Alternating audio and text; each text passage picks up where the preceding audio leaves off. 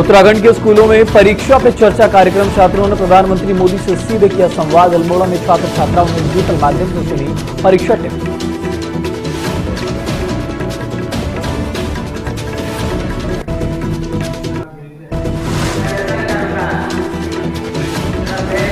सप्तऋषि आश्रम में गुरु समाधि और मूर्ति आवरण का भव्य आयोजन। राजनाथ सिंह और मुख्यमंत्री योगी आदित्यनाथ विशेष रूप से मौजूद। पूरे क्षेत्र में दिखा भक्ति और श्रद्धा का माहौल।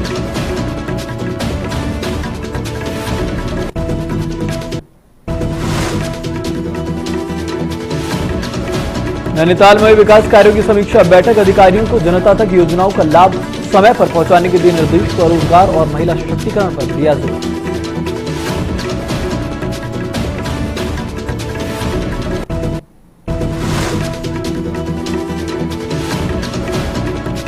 गुंजन की हत्या के मामले में दून पुलिस ने तेज की कार्रवाई। पुलिस ने 4 दिन में तैयार की चार्जशीट। एसआईटी ने जुटाए सबूत। उत्तराखंड में पहली बार हत्या मामले में इतनी तेज कार्रवाई।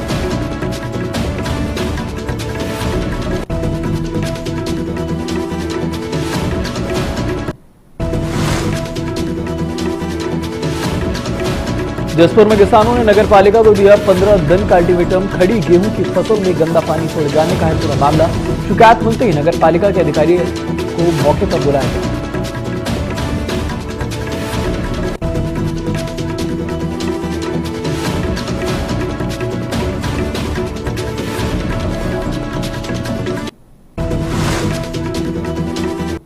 नमस्कार, बहुत स्वागत है आपका न्यूज टीवी इंडिया पर और मैं हाजिर हूं आपके साथ ऋतिक ठाकुर। बुलेटिन की शुरुआत करेंगे इस वक्त की बड़ी खबर के साथ।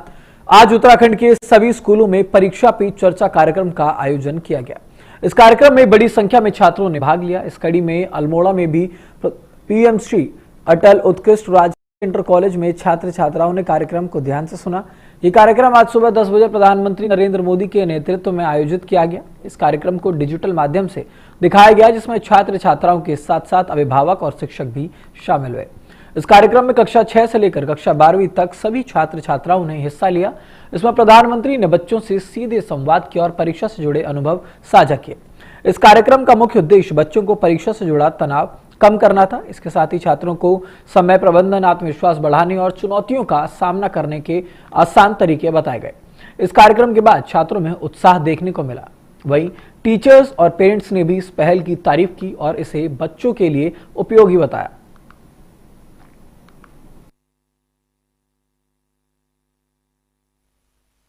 सर नमस्कार। आज हमारे यहाँ पे परीक्षा पे चर्चा जो प्रोग्राम हुआ प्रधानमंत्री मोदी जी का, उसमें हमारे जो स्टूडेंट्स थे और हमारे जो टीचर्स थे बड़े उत्साहित थे। और जैसे भी आपने देखा भी होगा कि बच्चों ने बड़े मनोयोग से मोदी जी को पूरा सुना और प्रधानमंत्री जी ने विशेष रूप से जो परीक्षा पे जो प्रेशर पड़ता है उसको कैसे रिड्यूस किया जा सकता है उसके बारे में बताया और साथ ही टाइम मैनेजमेंट के बारे में उन्होंने बहुत महत्वपूर्ण जानकारी दी और मुझे पूरी उम्मीद है कि बच्चों ने उसको पूरा लाभ उठाया। हम अटल उत्कृष्ट राजकीय इंटर कॉलेज अल्मोड़ा के कक्षा 11 में पढ़ने वाले छात्र हैं। आज हमने हमारे स्कूल में प्रधानमंत्री के द्वारा परीक्षा पे चर्चा 2026 का कार्यक्रम देखा, जिससे हमें ये पता चला कि कैसे हमें परीक्षा में डेटा लेना है, कैसे उसकी तैयारी करनी है और अपने समय का प्रबंधन कैसे करना है, किस तरीके से अपने समय को यूटिलाइज करना है और अच्छे से उसका प्रयोग करना है। हमने ये भी सीखा कि और कई सारी चीजों से हम अपने मनोबल को कैसे बढ़ा सकते हैं और कई सारी चीजों को सीखकर और उन सब चीजों को करके हम कैसे परीक्षा में अच्छा कर सकते हैं और अपने जीवन को कैसे बेहतर बना सकते हैं। हम अटल उत्कृष्ट राजकीय इंटर कॉलेज के छात्राएं हैं। आज हमने परीक्षा पे चर्चा कार्यक्रम देखा, जिससे हमें पता चला कि हमें किस प्रकार से अपनी परीक्षाओं को देना चाहिए, किस प्रकार से हमें अपना टाइम मैनेजमेंट करना चाहिए, टाइम को यूटिलाइज करना चाहिए और हम किस प्रकार से स्ट्रेस फ्री होकर अपना एग्जाम दे सकते हैं। और भी कई प्रकार की चीजें हमने इसके द्वारा सीखी हैं। इससे हमें यह पता चला कि हम अपना टाइम मैनेजमेंट अच्छे से कैसे कर सकते हैं। अब खबर हरिद्वार से है, जहां पर सप्तऋषि आश्रम में एक भव्य और ऐतिहासिक धार्मिक आयोजन पूरा हुआ। यह आयोजन गुरु समाधि और मूर्ति अनावरण कार्यक्रम के तहत हुआ, जो इस श्रृंखला का अंतिम और सबसे बड़ा कार्यक्रम था। इस खास अवसर पर देश के रक्षा मंत्री राजनाथ सिंह, उत्तर प्रदेश के मुख्यमंत्री योगी आदित्यनाथ और उत्तराखंड के मुख्यमंत्री पुष्कर सिंह धामी विशेष रूप से हरिद्वार पहुंचे। इन सभी नेताओं ने गुरुदेव समाधि मंदिर में विधिवत पूजा अर्चना की और उसके बाद समाधि मंदिर में स्थापित मूर्ति का अनावरण किया। इस कार्यक्रम में बड़ी संख्या में संत, महात्मा, श्रद्धालु और गणमान्य लोग मौजूद रहे। पूरे क्षेत्र में भक्ति और श्रद्धा का माहौल देखने को मिला। वहीं वीआईपी कार्यक्रम को देखते हुए प्रशासन पूरी तरह से अलर्ट मोड पर रहा। सप्तऋषि आश्रम और आसपास के इलाकों में कड़ी सुरक्षा व्यवस्था की गई थी। चप्पे चप्पे पर पुलिस और सुरक्षा बल तैनात रहे और प्रवेश मार्गों पर सघन जांच की गई। बता दें कि प्रशासनिक अधिकारियों ने कार्यक्रम स्थल पर मौजूद रहकर सुरक्षा और व्यवस्था की निगरानी की, जिससे कार्यक्रम शांतिपूर्ण और सुव्यवस्थित ढंग से संपन्न हो सका।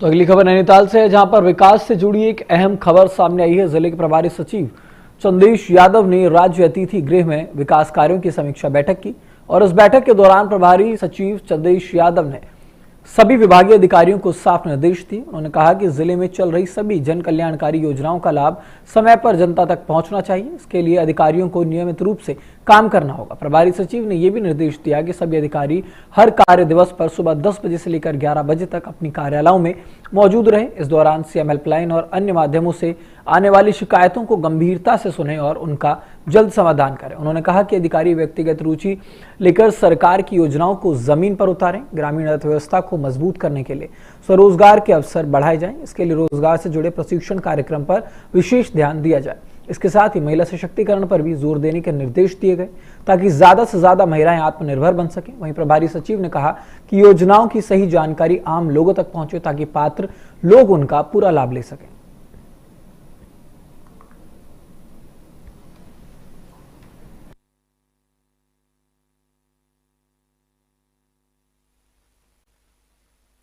उपयोग करने वाले लोग कितना ग्राउंड लेवल पे काम कर पा रहे हैं, उसकी वजह से हमारे पलायन की रोकथाम में कितनी मदद मिली है, इन सब पर भी हमें ग्राउंड लेवल पर देखना है, जिसके बारे में आज बैठक में निर्देश दिए गए हैं। और मैं उम्मीद करता हूं कि अगली बार जब हम आएंगे तो इसमें एक पॉजिटिव फीडबैक हमें मिलेगा। मुझे बताया गया है कि टेंडर के बाद फिर से उसकी प्रक्रिया शुरू कर रहे हैं। ड्यूटी मुख्यमंत्री शिलान्यास कर चुके हैं सर उसका? नहीं, शिलान्यास करना एक प्रक्रिया है, उसके बाद शिलान्यास करने के बाद ही टेंडर की कार्रवाई आगे बढ़ाई गई थी। कार्रवाई पूरी नहीं हो पाई है ड्यू टू एनी रीजन, तो उसमें फिर से टेंडर करेंगे। जहां तक 2 और प्रोजेक्ट की बात है पार्किंग बनाने की, उसका प्रपोजल चूंकि शासन लेवल पर इन्होंने भेजा हुआ है तो उसको एक बार दिखाया जाएगा। ट्रीटमेंट प्लांट की भी बात की है। ये रूसी विलेज में जो पहले हमारे सीवर ट्रीटमेंट प्लांट था, एसटीपी था, जो डैमेज हो गया, बहुत पुराना था, उसकी जगह पे नया प्लेस पटवा डांगर में ढूंढा गया है। तो अब खबर देहरादून से है, जहां पर दून कोतवाली क्षेत्र के मच्छी बाजार में सोमवार को हुई गुंजन की हत्या के मामले में दून पुलिस ने कार्रवाई तेज कर दी है। दून पुलिस इस मामले से महज 4 दिन के अंदर आरोपी के खिलाफ चार्जशीट दाखिल करने जा रही है। उत्तराखंड में ये पहला मौका है जब किसी हत्या के मामले में इतनी जल्दी चार्जशीट दाखिल की जा रही है। वहीं पुलिस ने उच्च अधिकारियों से अपील की है कि इस केस को फास्ट ट्रैक कोर्ट में चलाया जाए ताकि आरोपी को जल्द से जल्द सजा मिल सके। इस मामले में एसएसपी देहरादून अजय सिंह ने बताया कि मामले की गंभीरता को देखते हुए एक एसआईटी टीम बनाई गई थी। इस टीम का मकसद था कि मृतक युवती को न्याय दिलाने के लिए मजबूत सबूत इकट्ठा किए जाएं। एसआईटी ने जांच के दौरान सीसीटीवी फुटेज, मौके पर मौजूद लोगों के बयान और अन्य अहम सबूत जुटाए। इन सभी सबूतों के आधार पर चार्जशीट तैयार कर ली गई है। वहीं दून पुलिस का कहना है कि वो चाहती है कि यह मामला फास्ट ट्रैक कोर्ट में चले और आरोपी को कड़ी सजा मिले।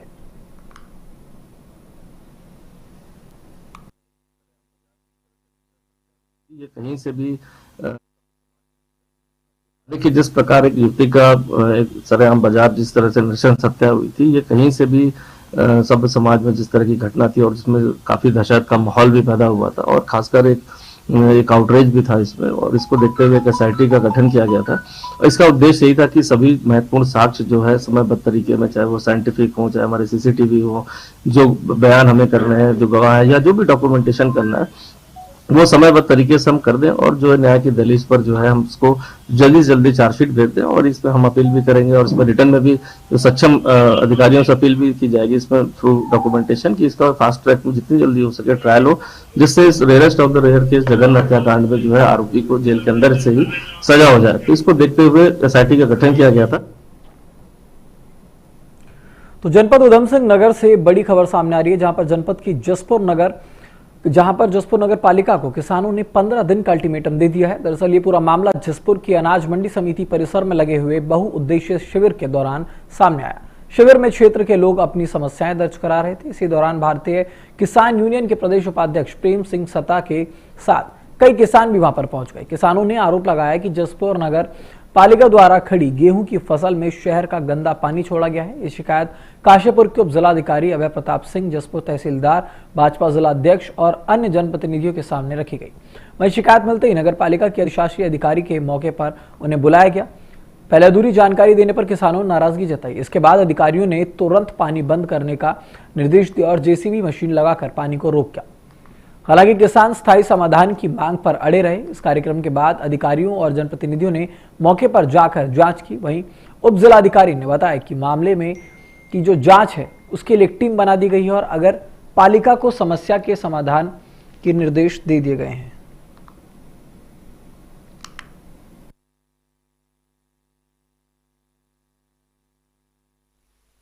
सामने यह है कि यहाँ पर कुछ सरकारी नाला नहीं है, सिर्फ एक सिंचाई की नाली थी छोटी सी, जिससे खेतों को पानी लगता था। हुआ क्या, आबादी बढ़ती गई, नगर पालिका अपनी लापरवाही में जैसे मशहूर, आपको पता ही है, कोई आज पिछले 1-2 साल से देख रहे हैं, कोई ऐसा काम किया नहीं ढंग का इन्होंने, और इनकी लापरवाही के चलते हुए नाली से नाला बन गया। और इससे आप सामने देखें करीबन 6 महीने से जमीन खाली पड़ी है, फसल खाली पड़ी है। जब ये नाली में पानी ज्यादा इकट्ठा होता है तो अचानक रात को कहीं से टूट जाता है तो खेत भर जाता है। तो कई बार किसान की यहाँ फसल खराब हो चुकी है। इसके लिए हमने एसडीएम साहब को अवगत कराया कि अगर इसका समाधान नहीं करते तो इसके बाद फिर हम बड़ी कार्रवाई नगर पालिका में करेंगे, चाहे फिर हमें उसके बाद तालाबंदी करनी पड़े या कोई कोशिश करना पड़े, हम करेंगे। 15 दिन का टाइम दिया हमने। अब 15 दिनों को इसका स्थायी समाधान होता ठीक है, तो फिर अगली घेराव हमारा नगर पालिका का होगा। रुका हुआ था किसानों की गेहूं में खोल दिया था, ये जहाँ से रुका हुआ वो तो खुलवा नहीं रहा। दक्खन कुएं पहाड़ को इन्होंने पानी खुलवा दिया था जो नगर पालिका के ईओ साहब थे। जब उनसे हमने संपर्क करा तो कह रहे एसडीएम साहब ने कहा कोई शिकायत आई थी, तो मैंने कि भाई किसी के खेत में थोड़ी गेहूं में थोड़ी खोल दोगे पानी, जहाँ पर रुका हुआ उसे वहाँ खुलवा। दक्खन को पानी जाता है, उत्तर को थोड़ी जाता है। तो वो मौका मुआयना करके आए हैं, वो सारे मौका मुआयना कर गए एसडीएम साहब और साथ में ईओ साहब वो सारे निर्देश कर रहे हैं कि जहाँ पर जा रहा है पानी, जिधर रुका पड़ा है उसे खुलवाइए। तो अब खबर खटीमा से है, जहां से एक बेहद दुखद और गंभीर खबर सामने आई है। बता दें कि बीती गुरुवार को रात शराब के साथ संदिग्ध जहरीला पदार्थ पीने से 2 लोगों की मौत हो गई, जबकि एक अन्य की हालत गंभीर बनी हुई है। इस घटना के बाद पुलिस और प्रशासन ने मामले की सघन जांच शुरू कर दी। वहीं प्रशासन ने शराब खरीदे जाने वाली शराब भट्टी को सील कर दिया। मृतकों में बीजेपी नेता और जानकी मंडप के स्वामी ढिल्लू सिंह राणा और समाज सेवी मलकीत सिंह राणा शामिल बताए जा रहे हैं। तीसरे व्यक्ति अधिवक्ता प्रवेश मौर्य की हालत गंभीर है और उन्हें हायर सेंटर रेफर कर दिया गया है। जानकारी के अनुसार तीनों लोग गुरुवार की रात एक शादी से लौट रहे थे। इस दौरान उन्होंने कंजाबाग चौराहे की शराब भट्टी से शराब खरीदी और जानकी मंडप के में बैठकर शराब पीने लगे। कुछ देर में तीनों की तबीयत अचानक बिगड़ गई। मौके से पानी की बोतल की जगह किसी जहरीले पदार्थ की बोतल मिलने की भी जानकारी सामने आई है। फिलहाल पुलिस इस लापरवाही को देख रही है और साथ ही साथ वही मौत के सही कारणों की पुष्टि पोस्टमार्टम और फॉरेंसिक रिपोर्ट के बाद ही होगी।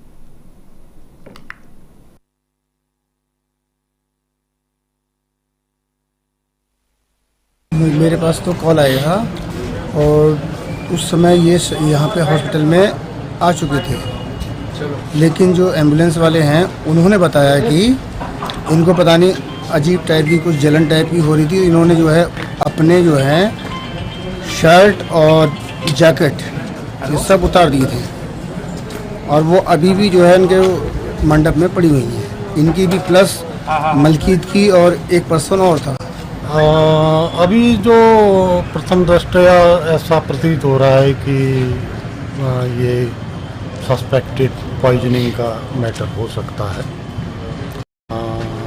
जो इसका एग्जैक्ट कॉज ऑफ डेथ को हम अभी डिस्क्राइब नहीं कर सकते, लेकिन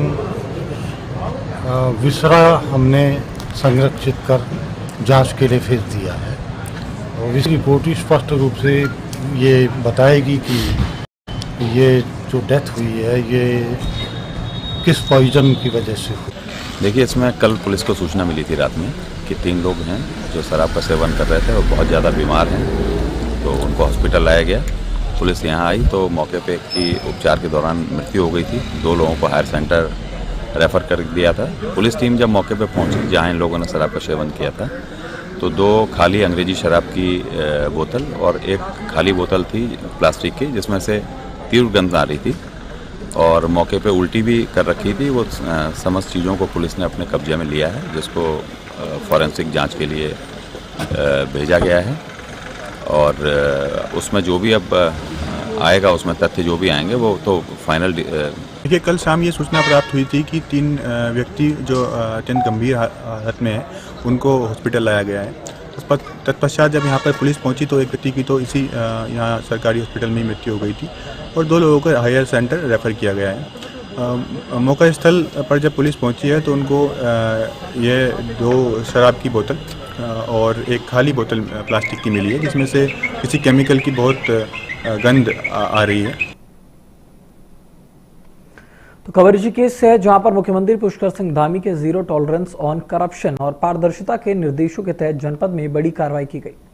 पुनर्वास प्रक्रिया में अनियमितता और गलत तरीके से भूखंड आवंटन कराने के मामले में डीएम नितिका खंडेलवाल ने कड़ा रुख अपनाया और दोषियों के खिलाफ मुकदमा दर्ज कराया। ये मामला देहरादून के डोईवाला और ऋषिकेश के पास ग्राम पंचायत सिराई और खुदरी खड़क माप से जुड़ा हुआ है। ग्राम प्रधान और क्षेत्र पंचायत सदस्य ने शिकायत में आरोप लगाया है कि कुछ लोगों ने नियमों के खिलाफ भूखंड का आवंटन कराया। डीएम और पुनर्वास निदेशक ने विशेष जांच समिति गठित की। इस जांच में अनियमितताएं पाई गई और दोषियों के खिलाफ कार्रवाई की सिफारिश भी की गई।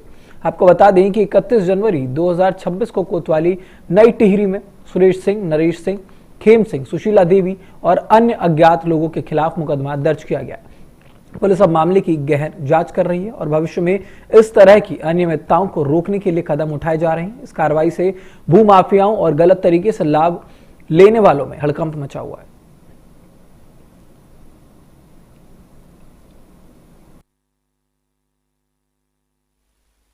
एक्चुअली कुछ लोगों की हमारे पास शिकायत आई, जिसमें कुछ लोगों ने बताया गया कि वहाँ नीचे हमारे ऋषिकेश में जहाँ पुनर्वास के कुछ पहले भूखंड आवंटन हुए तो वहाँ पे कुछ लैंड जो थी वो ईयरमार्क रखी गई थी कम्युनिटी के लिए, कम्युनिटी एसेट्स के लिए, बट वहाँ पे भी उन्होंने बताया कि भूखंड आवंटन हो गए जो कि गलत है। तो हमने फिर उसकी पत्रावलियां चेक करवाई और उस पर जांच समिति गठित करी।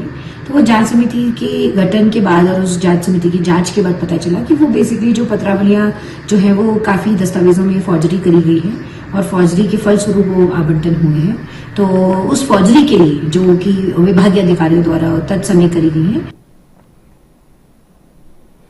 तो खबर हरिद्वार से है, जहां पर वेब सीरीज घूसखोर पंडित को लेकर संत समाज में भारी आक्रोश है। महामंडलेश्वर स्वामी ज्योतिरानंद ने कहा कि इस वेब सीरीज को तुरंत बंद किया जाना चाहिए। उनका कहना है कि ये एक विशेष समाज को बदनाम करने का काम कर रही है। उन्होंने बताया कि आज ब्राह्मणों को खुलेआम गालियां दी जा रही है और कुछ लोग इस पर खुश भी हैं, जो चिंताजनक है। स्वामी ज्योतिर्मयानंद ने कहा कि वेब सीरीज बनाने वालों की पहचान और डीएनए की जांच होनी चाहिए ताकि ये साफ हो सके कि वो वास्तव में ब्राह्मण हैं या नहीं।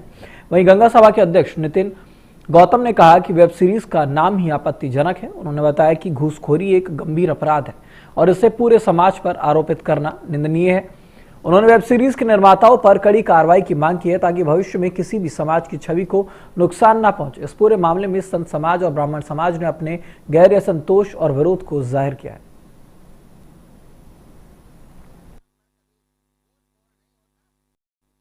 ब्राह्मण कोई अधिकारी होके तो घूस ले सकता है, पर ब्राह्मण कभी घूसखोर नहीं होता। तुमने सुदामा को नहीं देखा?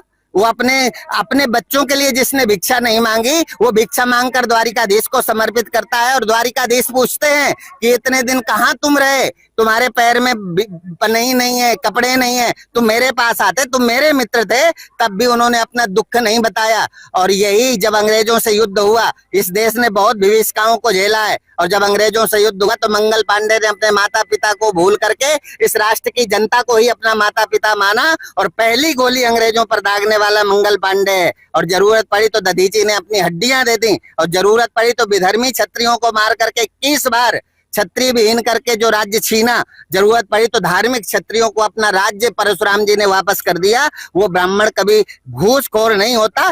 देखिए, भारत में रहने वाला प्रत्येक व्यक्ति भारत के संविधान में आस्था रखता है, भारत के संविधान में विश्वास रखता है, भारत की न्यायपालिका में विश्वास रखता है और भारतीय न्यायपालिका भारतीय संविधान के आधार पर घूसखोर एक गाली है जो आपराधिक दृष्टि से उसकी न्याय व्यवस्था है। यदि इस प्रकार का कृत्य कोई भी व्यक्ति यदि झूठी प्रचार प्रसार के लिए करता है, अपने आप को फेमस करने के लिए करता है। तो बात अगर मौसम की जाए तो उत्तराखंड में अगले कुछ दिनों तक मौसम शुष्क रहने की संभावना है।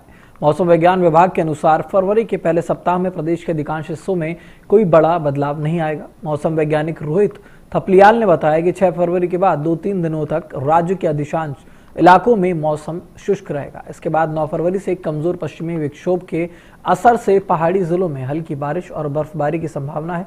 विशेषकर उत्तरकाशी, रुद्रप्रयाग, चमोली, पिथौरागढ़ और बागेश्वर में ये असर दिख सकता है। 3000 मीटर से ऊंचाई वाले क्षेत्रों में हल्की बर्फबारी हो सकती है। मैदानी जिलों की बात अगर की जाए तो हरिद्वार और उधम सिंह नगर में सुबह और रात के समय घना कोहरा रहने की संभावना है। राज्य के अन्य जिलों में मौसम सामान्य रूप से शुष्क बना रहेगा, इसलिए यात्रियों और पर्वतीय इलाकों के निवासियों को हल्की बारिश और बर्फबारी के लिए तैयार रहना चाहिए। ऐसे में मौसम विभाग ने सलाह दी है कि पहाड़ी इलाकों में लोग सतर्क रहें और मौसम के अपडेट पर नजर बनाए रखें।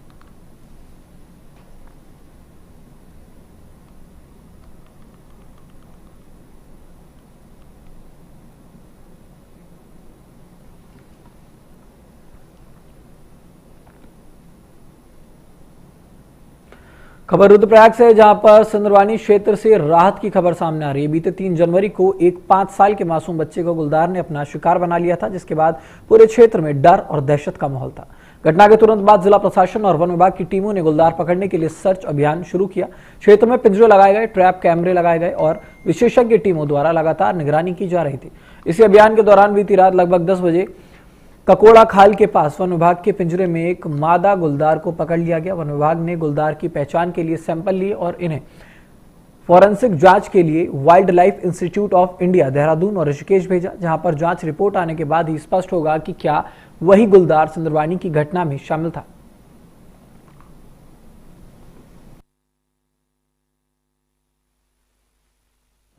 देखिए, जैसे ही सिंदरवानी क्षेत्र में हमारे को ये गुलदार अटैक के बारे में पता चला, तो हमारा पूरा प्रयास पिछले 3 दिनों में यही था कि प्रशासन की तरफ से हर एक पॉइंट पे बहुत अच्छे से कार्रवाई हो। इसीलिए जिस दिन अटैक भी हुआ उसी दिन एसडीआरएफ की टीम, डीडीआरएफ की टीम, डीडीएमओ सब एसडीएम की अध्यक्षता में और एसडीएम के डायरेक्शंस में वहाँ पे गए और मौके पे ही रात को ही हमने बच्चे के बॉडी पार्ट्स भी ढूंढ लिए और उसी रात से हमारी प्रॉपर अच्छे से कार्रवाई चालू हो गई थी। इंसिडेंट के 1 दिन बाद मैं स्वयं भी वहाँ पे गया और मेरे साथ सीडीओ और बाकी सभी जिला स्तरीय अधिकारी गण भी गए कि हम परिवार की, अफेक्टेड फैमिली की और गांव में अगर कोई और इशू है तो उसको किस तरह से रिजॉल्व कर सकते हैं। खबर हरिद्वार से, जहां पर गुरुदेव समाधि मंच से उत्तर प्रदेश के मुख्यमंत्री योगी आदित्यनाथ ने करीब 28 मिनट तक लंबा संबोधन दिया। मुख्यमंत्री योगी ने अपने भाषण में उत्तराखंड के गठन से लेकर आज तक की विकास यात्रा पर प्रकाश डाला। उन्होंने याद दिलाया कि साल 2000 में जब उत्तराखंड अस्तित्व में आया उस समय देश के रक्षा मंत्री राजनाथ सिंह उत्तर प्रदेश के मुख्यमंत्री थे। उन्होंने कहा कि पिछले 2 दशकों में उत्तराखंड ने लगातार विकास की मजबूत राह तय की है। उन्होंने उत्तर प्रदेश के पुराने दौर का जिक्र करते हुए अराजकता, सुरक्षा और विरासत पर हमलों की बात कही। उन्होंने कहा कि आज उत्तर प्रदेश सुशासन, सुरक्षा और सांस्कृतिक विरासत की पहचान बन चुका है। बेटियां सुरक्षित हैं और व्यापारी बेखौफ होकर काम कर रहे हैं। उन्होंने बताया कि उत्तर प्रदेश अब देश की दूसरी सबसे बड़ी अर्थव्यवस्था बनने की ओर तेजी से बढ़ रहा है। वहीं उन्होंने राम मंदिर का उल्लेख करते हुए कहा कि सदियों की प्रतीक्षा के बाद अयोध्या में भव्य राम मंदिर का निर्माण अब ऐतिहासिक सच्चाई बन चुका है।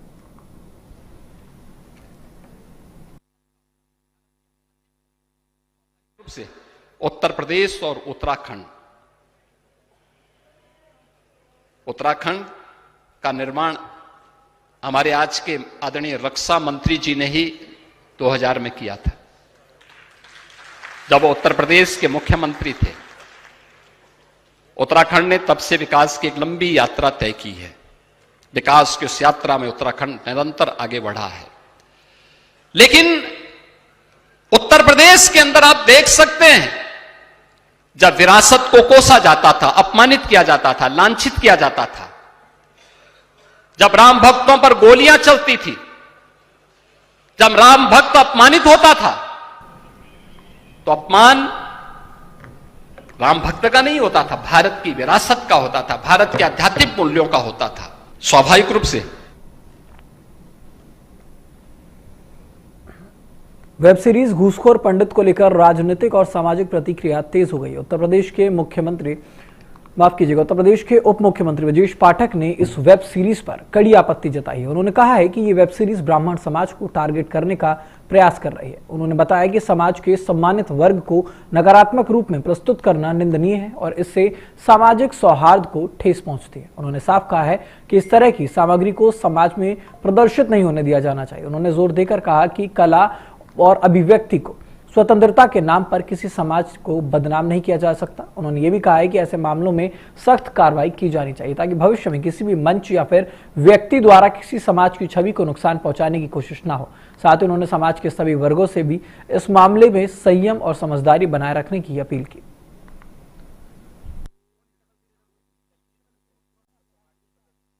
ये बहुत ही निंदनीय है। इस प्रकार के चलचित्र समाज में प्रदर्शित नहीं होने चाहिए। इसकी मैं घोर निंदा करता हूँ। इस प्रकार के चरित्र को वर्णन करना, इस प्रकार के शब्दों का प्रयोग करना किसी ऐसे समाज के लिए जिसमें देश और समाज के लिए सर्वस्व। तो खबर देहरादून से है, जहां पर उत्तराखंड की कोटद्वार विधानसभा से जुड़ा एक विवाद सामने आया। पूर्व कैबिनेट मंत्री हरक सिंह रावत ने विधानसभा अध्यक्ष ऋतु खंडूरी भूषण को लेकर एक बयान दिया। उन्होंने कहा कि वो उन्हें संसदीय और विभागीय ज्ञान देने के लिए तैयार हैं क्योंकि उनका लंबा राजनीतिक अनुभव है। इस पर विधानसभा अध्यक्ष ऋतु खंडूरी भूषण ने कहा कि ये ठीक नहीं है। उन्होंने हरक सिंह रावत से कहा कि एक संवैधानिक पद पर बैठी महिला के बारे में इस तरह का बयान देना सही नहीं है। उन्होंने सवाल उठाया कि आखिर हरक सिंह रावत क्या संदेश देना चाहते हैं।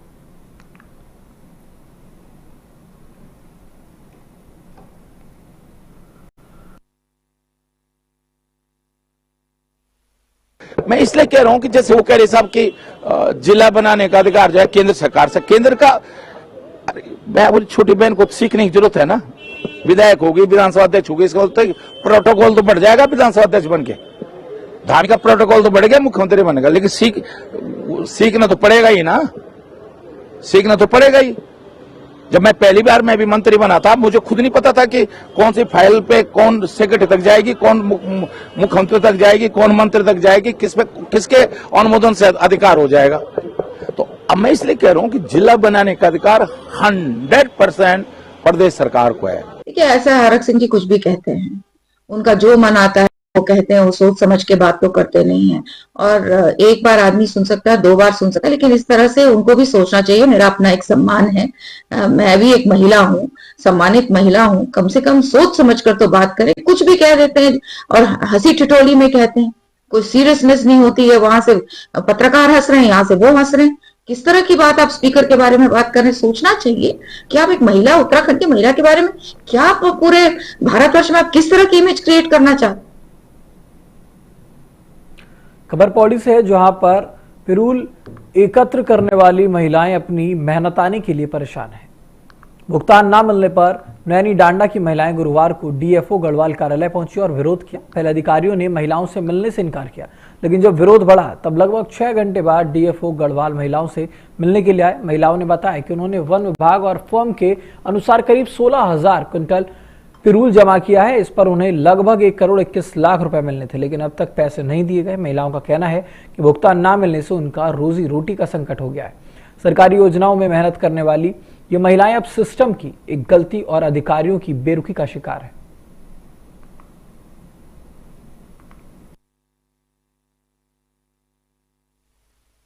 हम तो सर पिरूल में काम कर रहे थे और हमारी जो पेमेंट है हमारी 1 साल से नहीं आई हुई है। मतलब पिछले अप्रैल से नहीं आई हमारी पेमेंट। डेपो के अकाउंट में आ चुकी है हमारी पेमेंट, जो उन्होंने हमें देने से इनकार कर रहे हैं कि मतलब सिवाय जांच होगी, पता नहीं क्या क्या। उस जांच का हम क्या करेंगे, पहले ये बताइए। हम इतनी दूर से आ रखे हैं, सुबह 4 बजे से लगे हैं हम रास्ते में, 11 बजे पहुंचे हम यहाँ। 6-7 घंटे लगते हैं नैना ब्लॉक से यहाँ आने में, पौड़ी आने में। तो आप ही बताइए कि हम क्या करें। मतलब सर को हम इतना फोर्स कर रहे हैं कि हमारा पेमेंट दे दीजिए। जब हमने काम कर रखा है तो आप क्या कौन, हमारा काम का पैसा आ रखा है, हम आपकी जेब से थोड़ी मांग रखे हैं उसको। नैनी डांडा ब्लॉक गढ़वाल वन प्रभाग के डीबा वन क्षेत्र के अंतर्गत आता है और उस डीबा वन क्षेत्र में पिरूल एकत्रीकरण योजना क्रियान्वित हो रही है, जो 2 संस्थाओं के माध्यम से हो रही है, जिसमें से एक डीबा ब्रिकेट्स है जो कि हमारे वन क्षेत्र में ही है, हमारे डिवीजन के क्षेत्र में ही लगी हुई है। दूसरी जसपुर में लगी हुई है। तो विगत माह में अपने सभी लोगों के साथ मैं उस क्षेत्र में फील्ड विजिट पे गया था, तो मैंने देखा कि बहुत सारा पिरूल अभी भी रोड के किनारे एकत्रित करके रखा गया है, जबकि नियम ये कहता है कि जब पिरूल इकट्ठा हो जाए तो उसको जल्द से जल्द इकाई में ट्रांसफर किया जाना चाहिए और वो इकाई के अंदर संधारित किया जाना चाहिए। खबर देहरादून से है, जहां 16 फरवरी को कांग्रेस के सभी वरिष्ठ नेता एकजुट होकर लोक भवन का घेराव करने वाले हैं। इसके साथ ही कांग्रेस ने 2027 का चुनाव एकजुट होकर लड़ने का भी ऐलान किया। इस पर भाजपा प्रवक्ता मथुरा दत्त जोशी ने पलटवार किया। उन्होंने कहा कि कांग्रेस के नेताओं में आपसी मतभेद है और 2027 आते आते वो और बढ़ेगा। उन्होंने ये भी कहा कि जनता हरीश रावत, प्रीतम सिंह, गणेश गोदियाल या करण मेहरा में से किसी को भी स्वीकार करेगी, ये बड़ा सवाल है।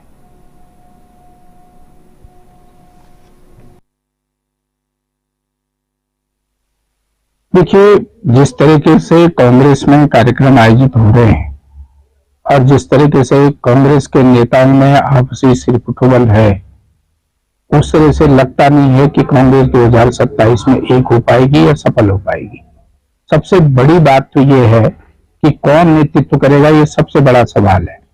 किसके नेतृत्व में कांग्रेस चुनाव लड़ेगी, जीतने के बाद किसको मुख्यमंत्री बनाएगी, किसको आगे बढ़ाने का काम करेगी, ये बड़ी बात है। तो खबर उधम सिंह नगर जिले के खटीमा से है, जहां भाजपा नेता और अधिवक्ता की संदिग्ध परिस्थितियों में जहरीला पदार्थ पीने से मौत हो गई, जबकि एक अन्य की हालत गंभीर बनी हुई है। बताया जा रहा है कि मृतक हैं भाजपा नेता डिल्लू सिंह राणा और अधिवक्ता मलकीत सिंह राणा। उनके साथ मौजूद अधिवक्ता प्रवेश मौर्य की हालत फिलहाल गंभीर बनी हुई है, तो उनको प्राथमिक इलाज के बाद हायर सेंटर भेजा गया। सूत्रों के मुताबिक तीनों में विवाह समारोह में तीनों पहुंचे थे, जहां पर शामिल होकर उन्होंने ये शराब पी। इसी दौरान कंजाबाग स्थित शराब भट्टी से शराब की बोतल खरीदी गई और जानकी मंडप में बैठकर इन्होंने पी। तभी उनकी तबीयत अचानक से बिगड़ जाती है। जांच में ये सामने आया कि जिस जगह तीनों बैठे थे वहां पानी की बोतल के साथ किसी जहरीले पदार्थ की भी बोतल मिली है। पुलिस और प्रशासन ने मौके पर जांच शुरू कर दी है। मौत के असली कारण की पुष्टि पोस्टमार्टम और फॉरेंसिक जांच के बाद ही होगी।